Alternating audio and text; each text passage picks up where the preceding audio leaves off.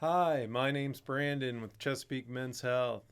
Today I want to talk to you about testosterone replacement therapy and the possible risk of adverse cardiac events. Now, what's interesting is there's studies out there that say the exact opposite. They actually say that having low testosterone levels can lead to more cardiac events. So, to get into this, we're going to go over one article that discusses both sides and the limitations of the studies that say that there is an actual risk for cardiac events. And a cardiac event can be defined as mainly a heart attack. Okay? So, this is for educational and entertainment purposes. I'm going to switch over and share my screen so we can go over this article together. All right, so let's get into this article. I'm not going to read it word for word, but let's just touch on a few things. So, the first is the abstract, so it kind of just gives you an overview of the article. And basically, this gets into there being a higher all cause mortality for men with lower testosterone levels, and how low testosterone actually can lead to more of a risk of developing coronary artery disease, metabolic syndrome, and type 2 diabetes. So it also gets into how testosterone replacement therapy has actually been shown to improve some myocardial ischemia in men who have had coronary artery disease and also improve glucose levels. And you got to understand, diabetes is such a risk for cardiac disease. So our metabolic health is very important. So they found that the testosterone replacement therapy can actually improve hemoglobin A1C levels, which look at your blood sugar over a 3-month time period, and your insulin resistance can go down. And overall, it can help with people who have diabetes or prediabetes. So I think that's wonderful because diabetes is a huge risk of heart disease. Next, they talk about how there's no long-term placebo-controlled randomized clinical trials about TRT and the cardiovascular risk. Now, there is actually a study now. Because of some of the studies done in the early 2010 timeframe, they actually required testosterone manufacturers to fund a study looking at the risk. So I know when you hear, a company's funding it, they're really looking out for their own interests. So, but there's some different caveats with that. I think that the doctors who did the studies are actually fairly neutral, and I'll get into that later. Let's go further into this here. So this study here. Let's see. So this is getting into, how testosterone works in the body. Let's see. Okay, here's what I want to see. Cardiovascular mortality in testosterone deficiency. So they did find that higher levels of T were associated with decreased cardiovascular events in men greater than 70.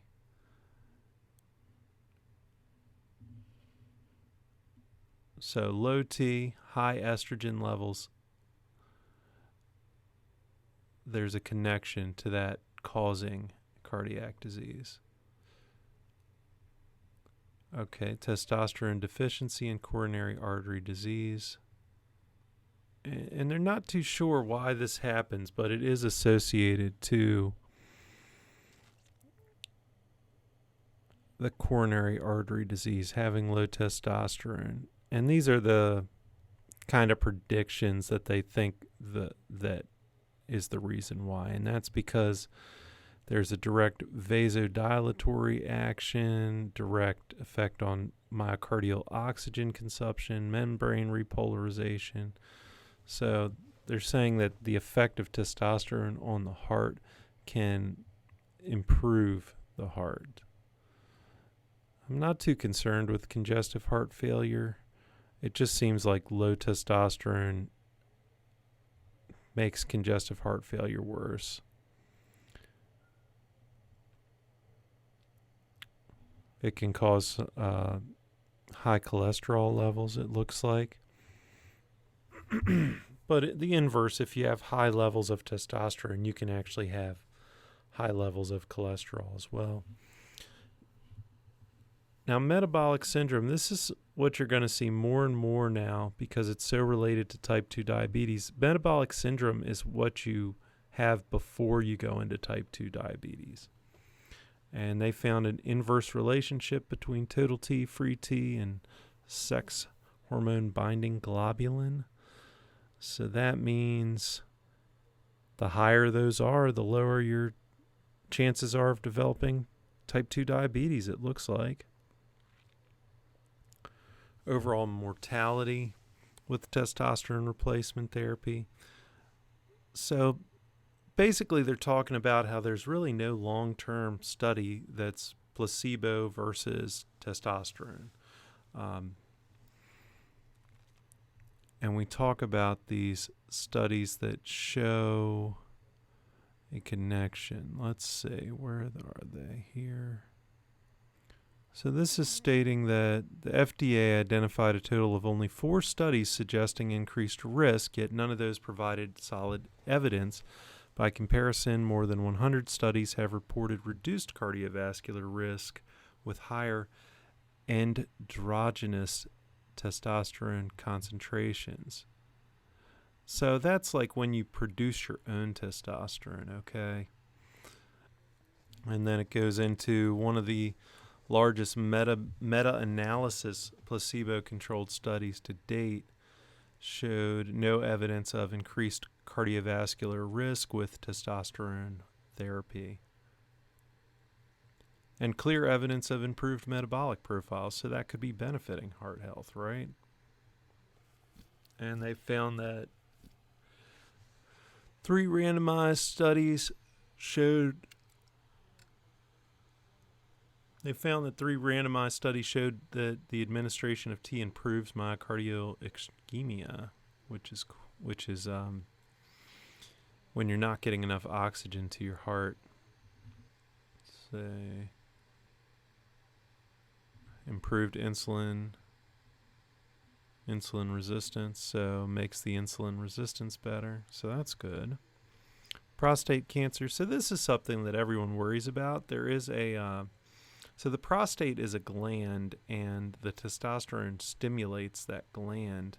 But they say that gland only has a certain number of receptors, and they usually get filled around, I believe, 200 total testosterone.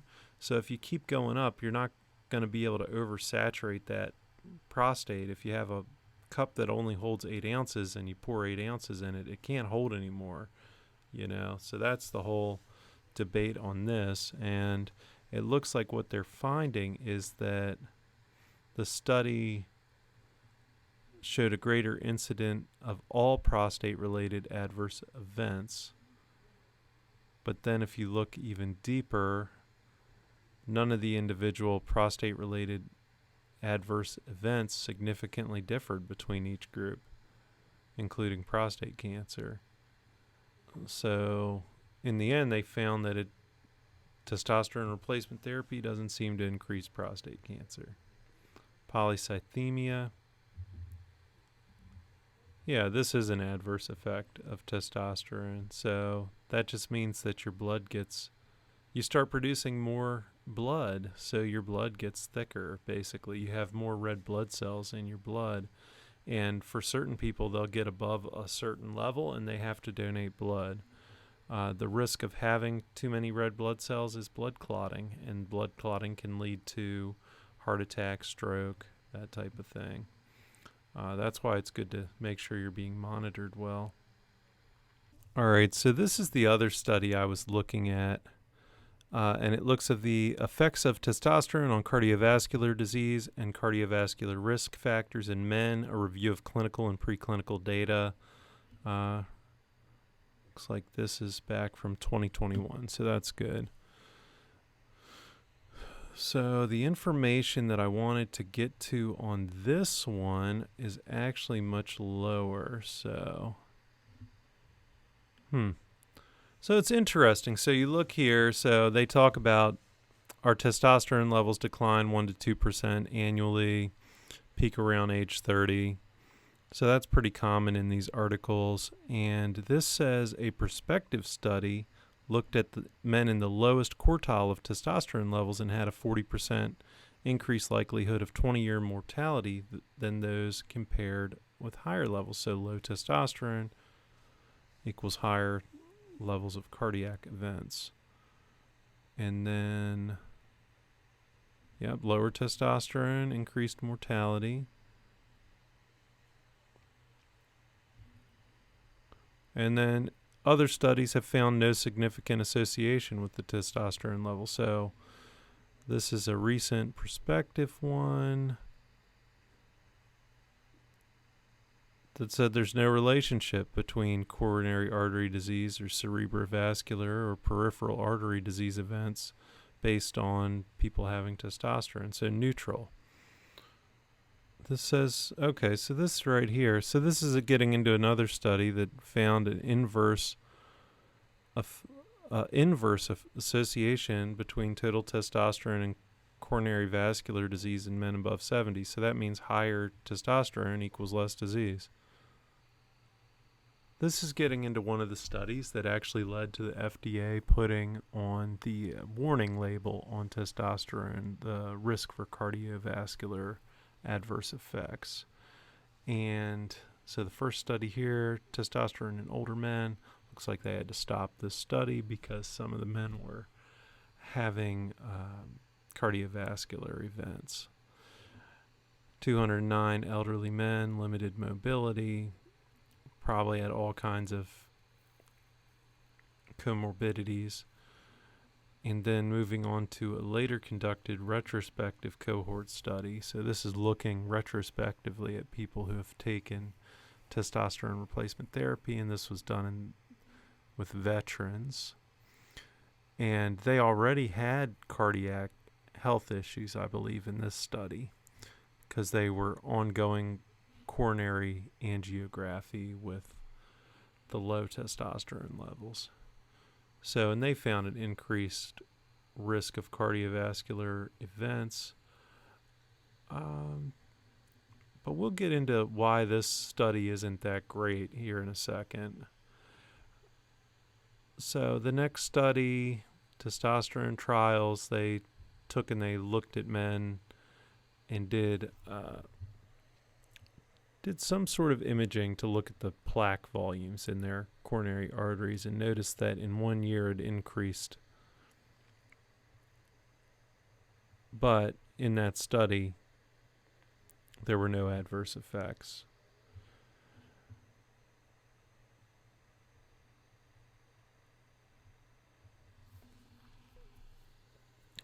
So here it is. Here's the one that those men who were the older men, they were predetermined to have all kinds of cardiovascular issues already, and they had no endpoints set up to determine whether or not they had a cardiovascular adverse effect.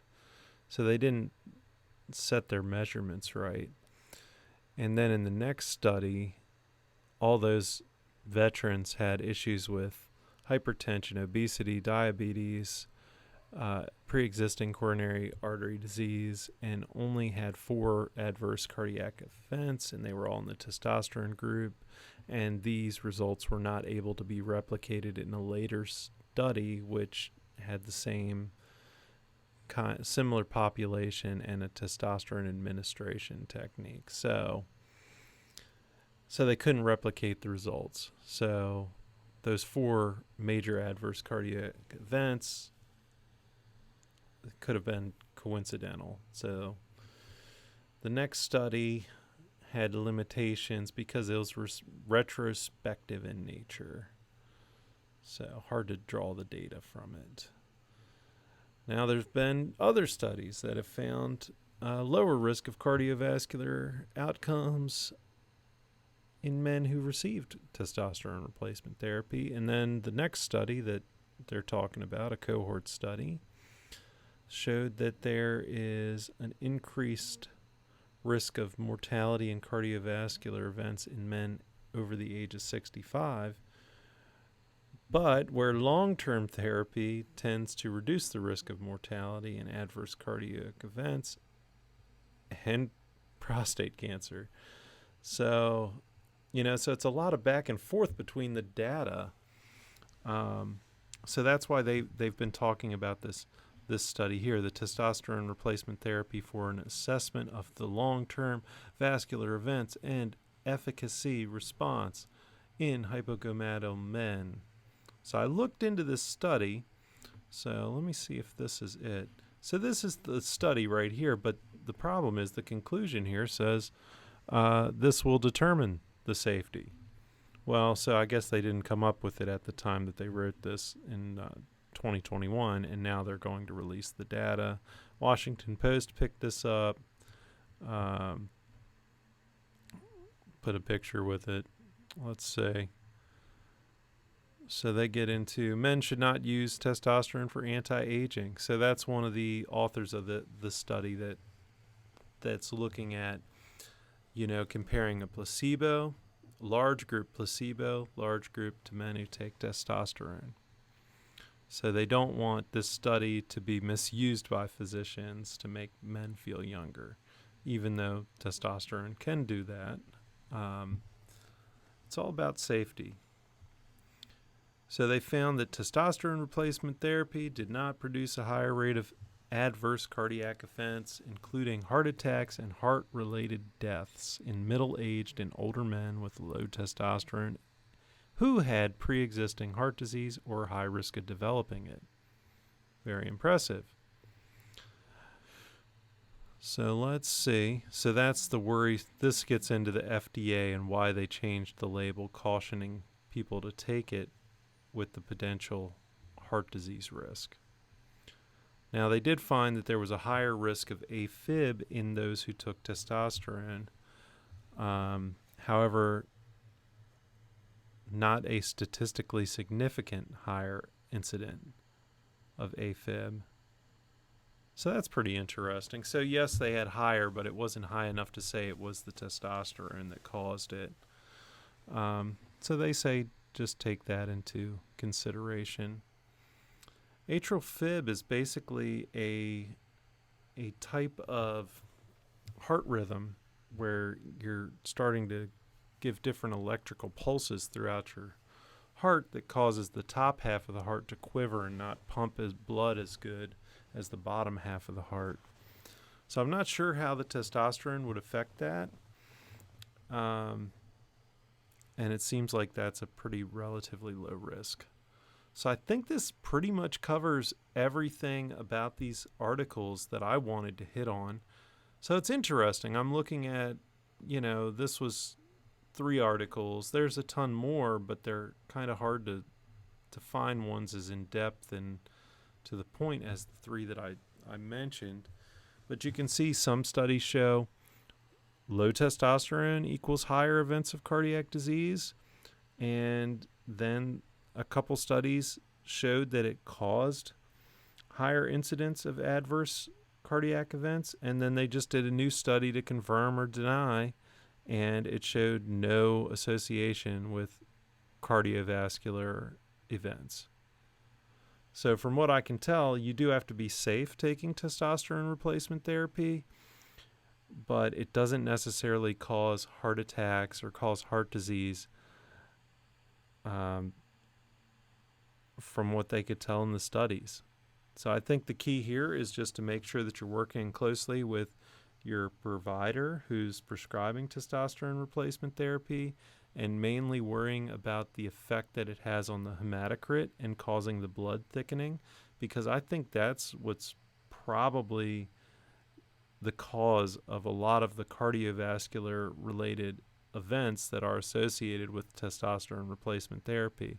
So as long as you're monitoring your blood counts and you're, in a decent range, you've got your cholesterol, diet, exercise, you don't have diabetes and you're lowering your risks for heart disease, I think testosterone replacement therapy is a great tool for men to actually feel younger, have increased vitality, more muscle mass, more energy, better mood, better sex lives.